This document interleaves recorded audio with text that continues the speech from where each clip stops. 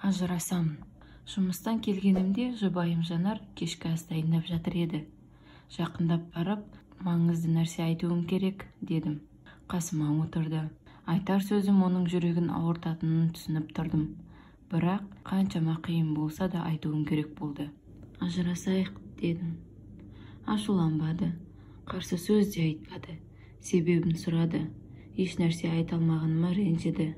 Басқа әйелді жақсы көретінімді айта алмадым. Ол түні бойы жылап шықты. Бірге өткізген 20 жылдан кейін ажырасу қиын болатыны түсінікті.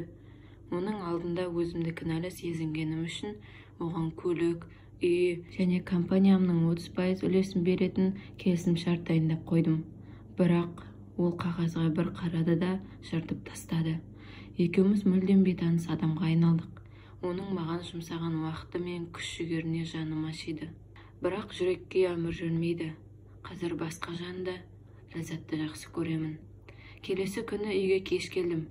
Әйелім үстел басында бір нәрсе жазып отыр екен. Еш нәрсе айтпай, бөлмеме барып ұйықтадым. Ертеңіне маған өз шартын ұсынды. Менен ешқандай материалдық зат қаламайтынын, тек ажырасатынымызды бір айға дейін ешкімге айтпай, жасырын ұстауымды сұрады. Осы уақыт ішінде жақсы отбасына ұқсап өмір сүруімізді өтінді. Бұған жалғыз себеп ұлымыз Асқардың бір айдан соң университетке түсетіндіктен қабылдау емтиханы кезінде отбасы ішіндегі мәселелер оған кедергі болмасын деген ниет екен. Келістім.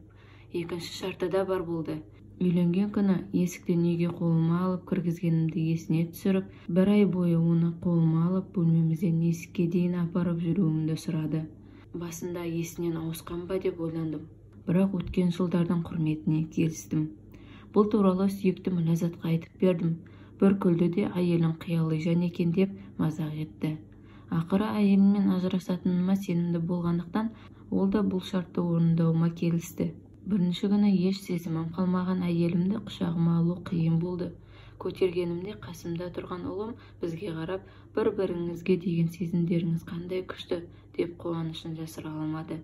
Бұл сөздер ішімді күйдірсе де, келіскенімізде әйелімді үйдің есігіне дейін құшағымда апардым. Ол болса көздерін жұмып, құлағыма ұлымызға ажырасатынымызды айтушы болма деді. Мен үндемедім. Оны есікке дейін апарып, үйден бірге шықтық. Ол аялдамаға барып, жұмысына баратын автобусты күтті. Мен өз жұмысыма кеттім. Екінші күні бұл ойынды ойнау оңай болды. Оған көптен бері назар аудармай, оның бетіне түскен майды әжімді де байқамаппын. Шашына ақта түсіпті. Өткен жылдардың ізін көріп, қатты ойландым. Үшінші күні оны құшағыма алғанда, ішімде бір сезім пайда болды. Өмірінің 20 жылын маған арнаған әйелге деген керемет бір сезім. Келесі күні ішімдегі сезім күшейе бастады.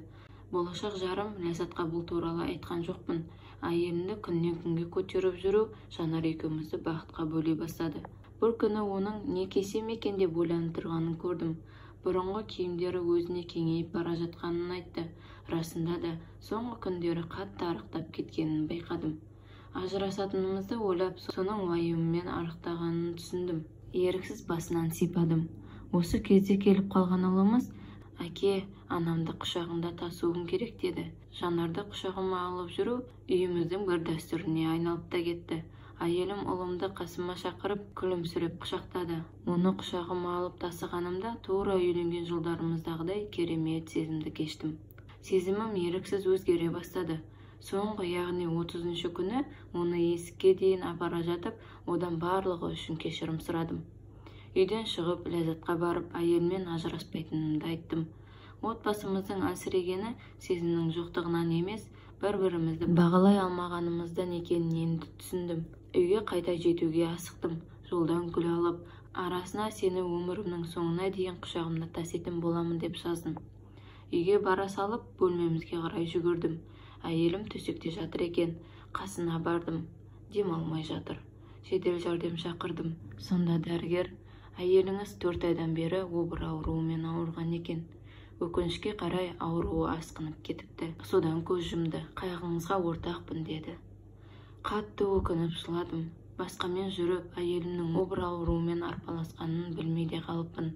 Ал ол менің қамымды ойлап, өмірінде санаулы күндер қалғанын білгенін үшін Ұлымыздың алдында мені анасын тастап кеткен жаман әке ретінде көрсетпеуге тырысты. Ең болмағанда ұлымыздың есінде мені жақсы әке, жақсы жұбай болуымды қалапты. Қадірімді білмеген қадірлім-ау, қабірімді құшақтап жылап қалма деген сөз осы тұста айтылуы тиіс.